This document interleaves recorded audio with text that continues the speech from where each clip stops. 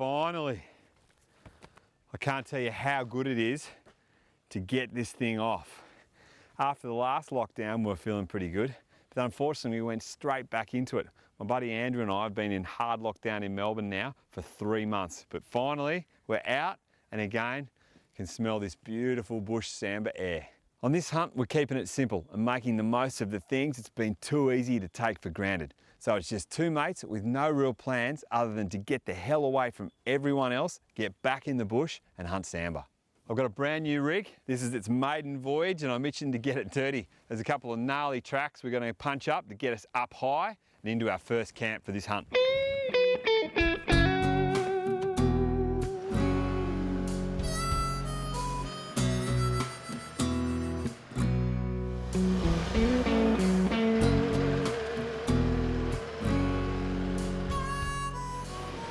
Straight out of the car yard, the vehicle was hardly ready for the bush, so to get it set up the way I wanted it for handling terrain and hunts just like this, I took it to the experts at the 4-wheel drive workshop in Seaford, who are specialist off-road vehicle mechanics. We went with a full Ironman accessory fit-out consisting of bull bar, recovery points, winch and snorkel, sidebars and steps, underbody bash plates, a long-range fuel tank, suspension upgrade to foam cell pro shockers, a 2-inch lift kit and the fitting of upper control arms. Topped off with a pair of Oz-made Ultravision Nitro Max driving lights, it was ready for anything. And then it was straight from the workshop and over to Trig Point to get the canopy fitted. Inside the canopy, I'd gone with an upright fridge, dual battery setup, inverter, plus a drawer and table slide. Together with a water tank, internal lighting and a roof rack, it would give me all the space I needed to keep the hunting and camping gear safe and secure, and plenty of options and versatility in the bush.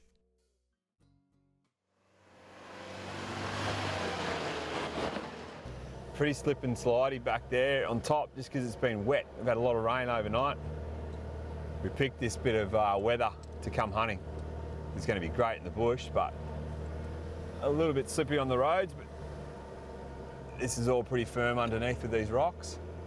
I'm loving this new vehicle. I've had a ute my whole life, so it's great to finally have a 4-door and the weight in the back just settling down with the new canopy there from Trig Point. It's making travel an absolute dream. Good sign.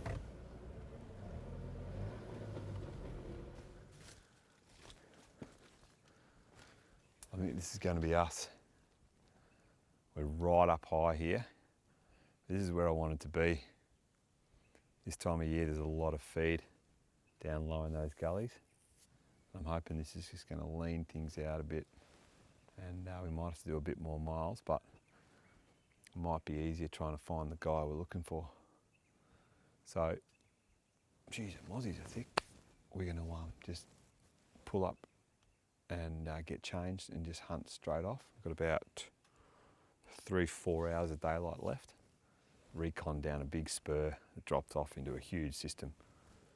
I wanted to see what's down there, how it's looking, if we can glass, if there's some sign around. If it's looking good, probably give it a big crack in the morning for the full day.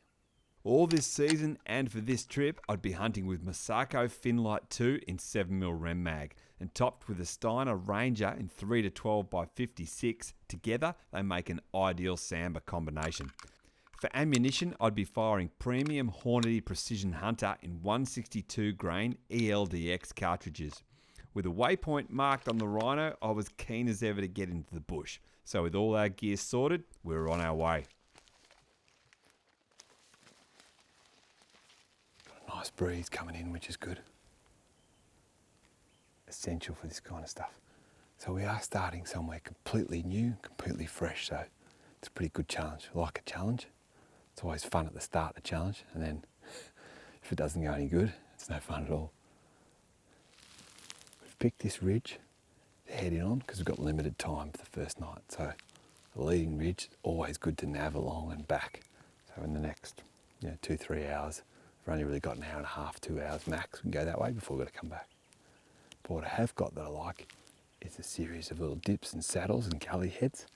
Very damp and green at the moment, and every chance the deer could be hanging up high higher than normal because it's got everything it needs. That's my theory anyway.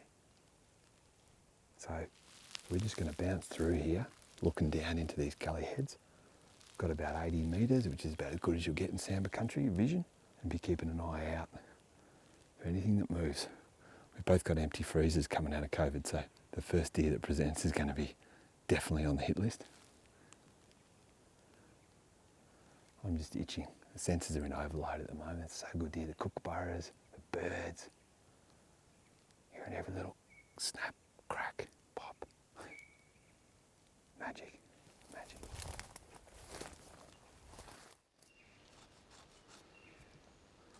There's a fair bit of old sign along this ridge. Old droppings, pretty good size too, stag size. There's a rub there, rub back there. Rub line starting to form up along here.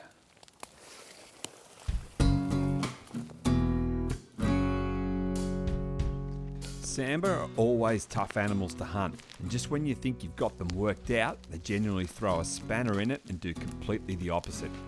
That being said, they do definitely form patterns of movement, and it's my experience that mature stags can nearly always be found moving and living at higher elevations. Hunting high is usually a much lower percentage chance than down in the gullies with all the feed and hinds, but when conditions are right, I love the challenge, and it was the aim of this hunt from the start. Up where we were, a familiar story was unfolding of stags marking their territory near the ridges and gully heads. This is a perfect little gully head for Sambar to bed in. The sensors are a bit on overdrive here as you come in here. Classic gully head cover and thick wattle like that, dogwood, northerly aspect, and thick scrub below where they can just crash off and be gone. We'll duck over here behind me, over the spur and into another system. Been busted countless times stalking through these. Every now and then one goes right. Good fun. Been a bit quiet. Haven't seen any prints. Lots of old drops. Keep pushing around here onto this leading spur.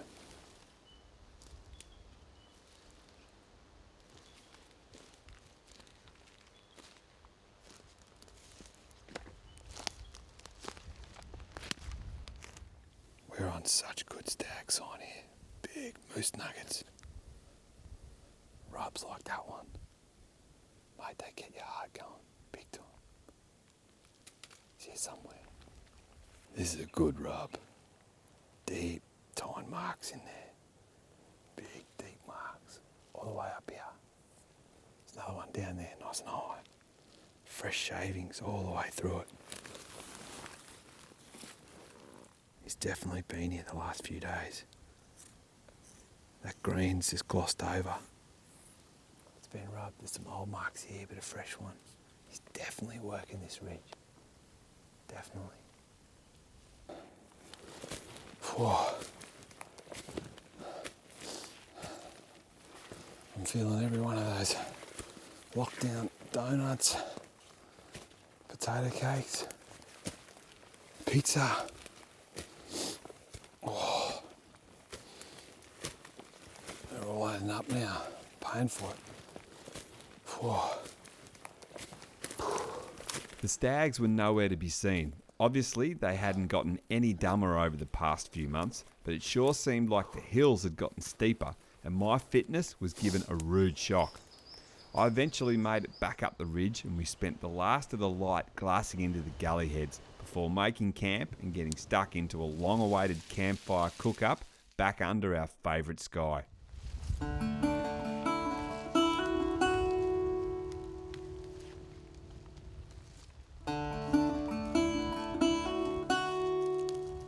Yesterday afternoon, on that stalk, we were down on that ridge below us, across the other side, looking back up to here.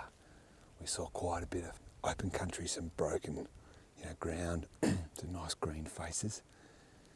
Because we didn't see any deer yesterday, any fresh sign, we decided to come across. We were on, those stag rubs. That was a really good sign, those stag rubs, but there wasn't much fresh droppings and there wasn't many fresh tracks. So The nature of stags is being so mobile. He could be anywhere cutting loops around here, so decided to play the numbers and come over to where this feed is. There is feed everywhere at the moment. We're pretty much working out that's the problem. But the plan is today, this morning, that being up high, we're going to drop down on these faces that should be below us if we got it right. Marked it up on the rhino, drove around and had camp here up above where we want to be last night. So hopefully this morning, straight in and stalking and looking these gullies. Beautiful morning for it. How's spring in the high country, eh? Magic place to be.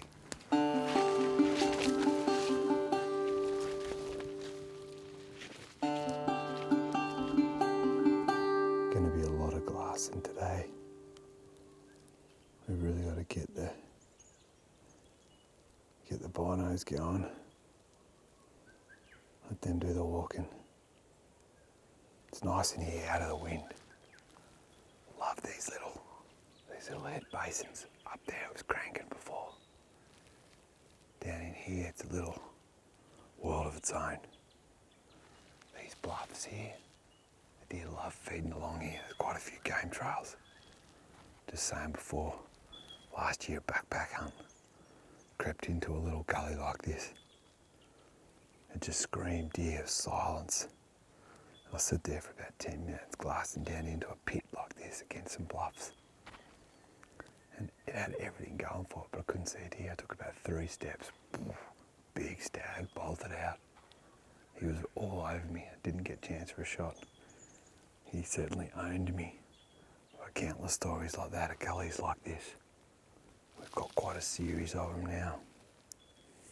What's really good is that we can see through this cover and check out those faces.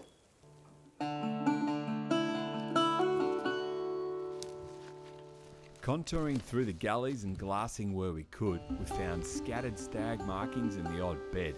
But the lack of fresh sign was testing me out.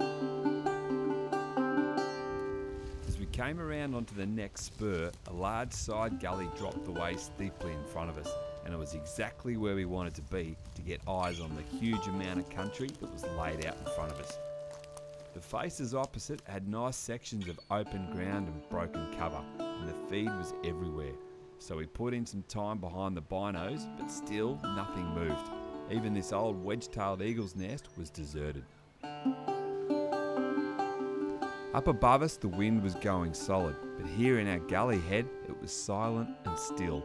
The perfect place for deer to be hanging out, but we still couldn't catch any movement and the hills seemed strangely deserted.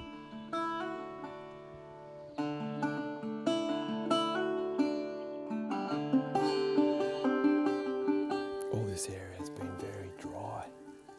But as we come around into this next gully, there's a little spring soaking out of the rocks here. There's quite a bit of deer sign through here. I reckon this is where they get their water from.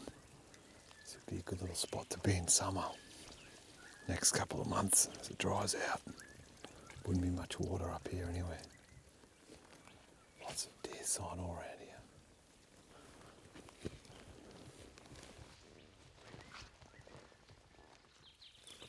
Over there behind me on those bluffs and clearings where we were glassing before. We couldn't see round into this next gully though. Contouring around and set up on this next spur. See what's in here.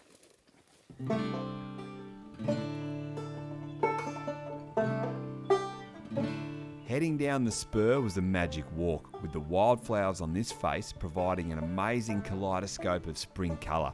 And at least for now, with the deer absent, I was happy just settling in for a session of armed bushwalking.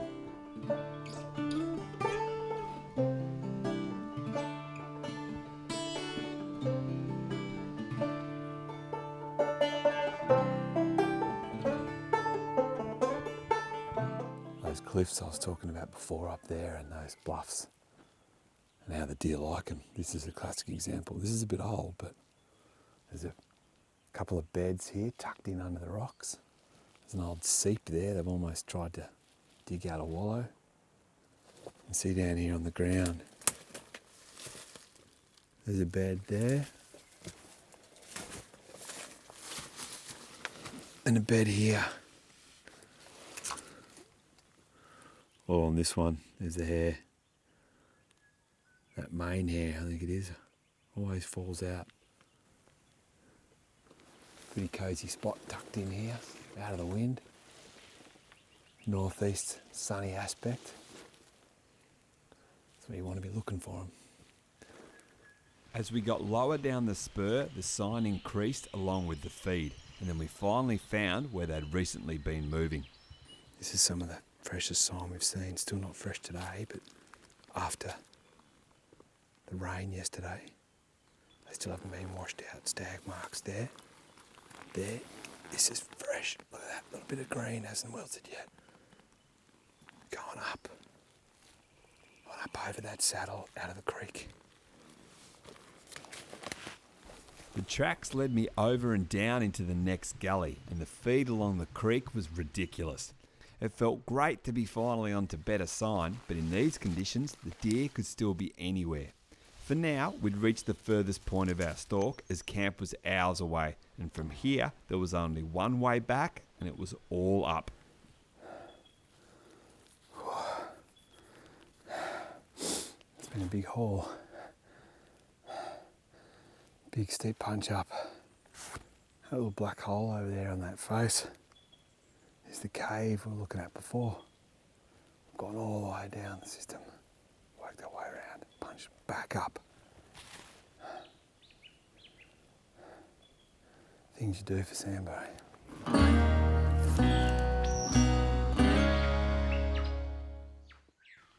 After covering a huge amount of country, both on foot and with the binos, despite all our efforts, we hadn't been able to find a deer. So later that afternoon, we decided to pack the Hilux and move further up the valley with the plan of making camp at a higher elevation and then hunting some burnt country that was now coming back nicely since the recent fires. After a big day on the hill, there's nothing better than a good feed.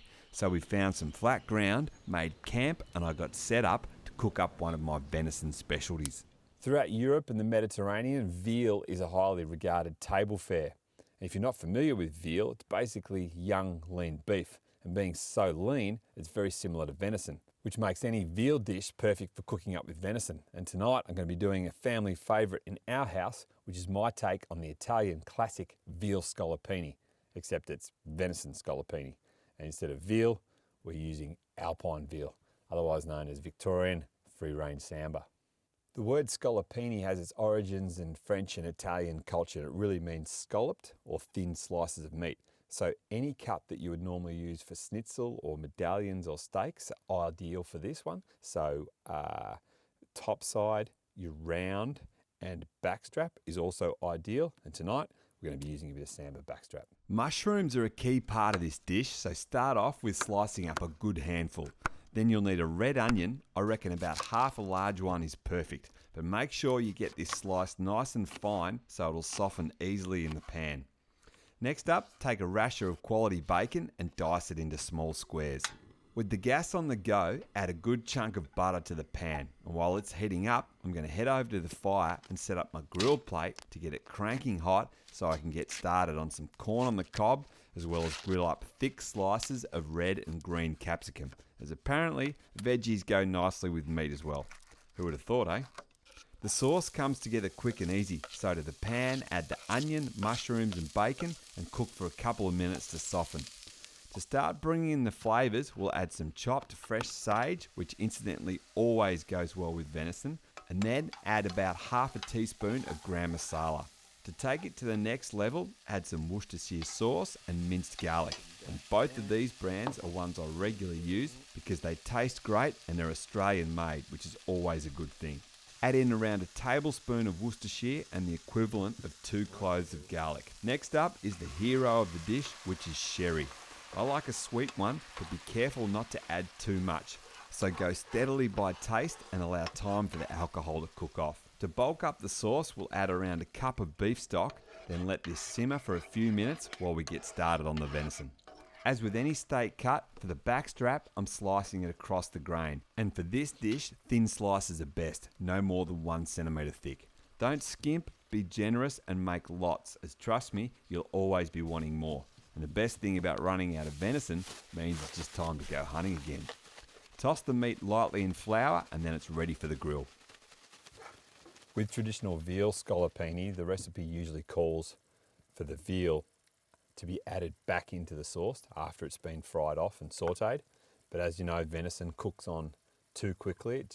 It's just so lean and so tender that it'll get tough if you were to add it back in here after cooking. Can't cook venison twice, you only cook it once. So what we're doing here is cooking the venison, sautéing them over there on the grill, over the fire, and I'm going to have this sauce ready to go now. So the final ingredient is definitely the best bit, and it's cream. Add the cream in here. As little or as much as you want. I like a lot. Stir it through.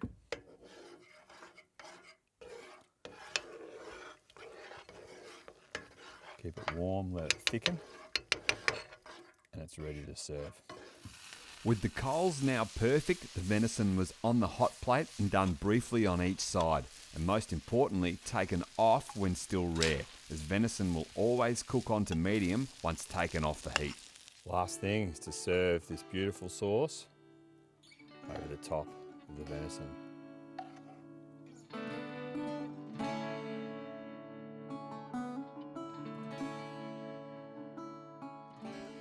Australia made global headlines back in January, unfortunately for all the wrong reasons, when the wildfires we had here in southeast and eastern Australia just ripped through the bush. The last couple of days we've been hunting a bit lower and in some fringe country really that hasn't been burnt. Now we've moved up into the burn, and this is what it looks like right through here, right through southeastern Australia into Gippsland and for a lot of the Sambar range. This has been a bit of a light burn. The crown in the trees hasn't completely gone, but underneath you can see just the immense amount of growth. One thing our bush is great at is regeneration after fires. So all this lush green growth is great for the bush, great for the soil stabilisation and stopping erosion. And the trees come back to life. It's great for the animals, but also provides a massive amount of feed for deer. So they're spread out, and where they are, they sit pretty tight because they don't need to move far for food. So it makes finding them really challenging. Stalking through the regrowth was a joy, but down in the gully bottom where it hadn't burnt, it was as thick, crappy and painful as it always was. I was pig-headedly determined to reach a small, open, rocky part of the burn I'd caught a glimpse of when I glassed it from nearly 8 k's away on a previous quick recon trip. Due to its small size and the steep mountainous terrain around it, as we set off to find it on this trip, it seemed to stay hidden from view from every angle, and we'd already had 2 failed attempts to find it so far, and now it looked like we were in for a third. After bashing down to the creek, we punched through and then pulled up on the other side to examine the topo maps on the rhino. On closer inspection, it looked like we might have been in the right place after all, and if we contoured onto the spur ahead, we just might stalk out onto it.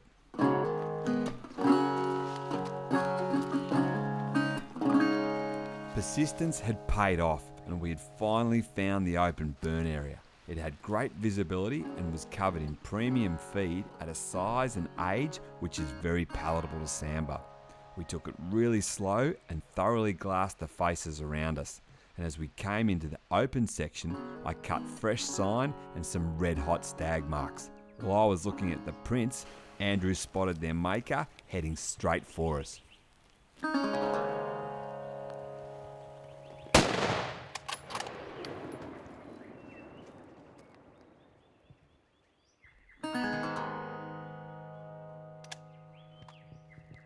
How's that? I got a massive case of the shakes. A dry mouth. I'm standing there looking at really fresh marks going across and a stag. That was what, 20, 30 metres. I'm actually staggered that that thing didn't drop, but I planted it into the top of the shoulder. That's a tank of an animal. I'm pretty sure it's an old one going back. It's a mongy head, but he's a brute. He took that 7-bill round straight through the top of the shoulder. I must have missed the spine, but I'm sure he's going to just tumble over down there. First dead fresh marks we see, I'm staring at the ground. He just walks out from behind a tree. Far out. See his glands flared up on his eyes like he wanted to blue. All right, time to follow up.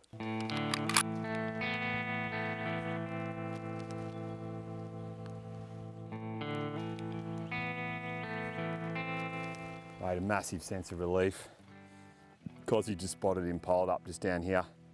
That's been a big follow up, probably 300 metres at least, contouring with a bit of up in it. And then the blood loss caught up with him. He's tumbled down here. He's resting about 20 metres down there. Keen to go and check this thing out.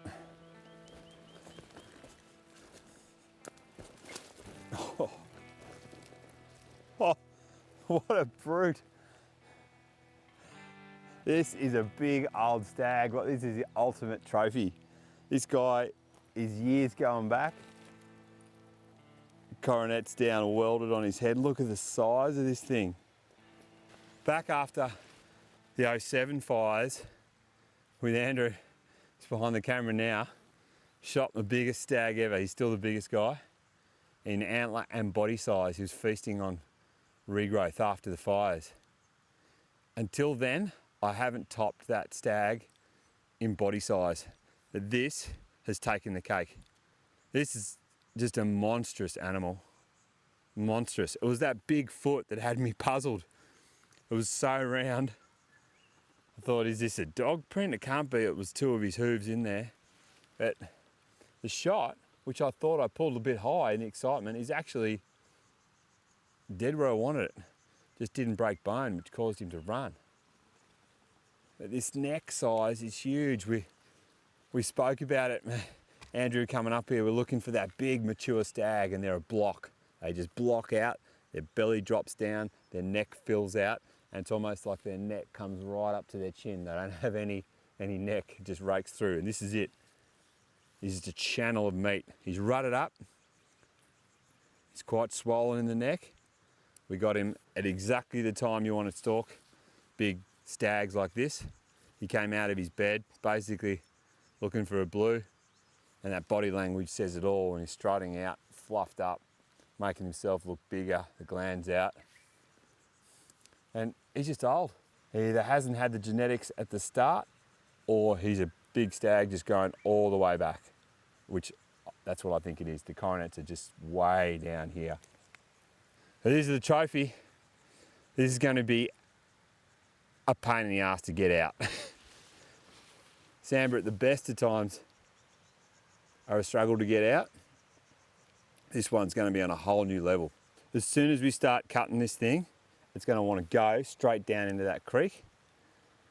And because we've got to go straight up and out, I want to save every bit of elevation we can. I'll probably tie the head to this log with a rifle sling perhaps to anchor it, and then start on these monstrous hindquarters.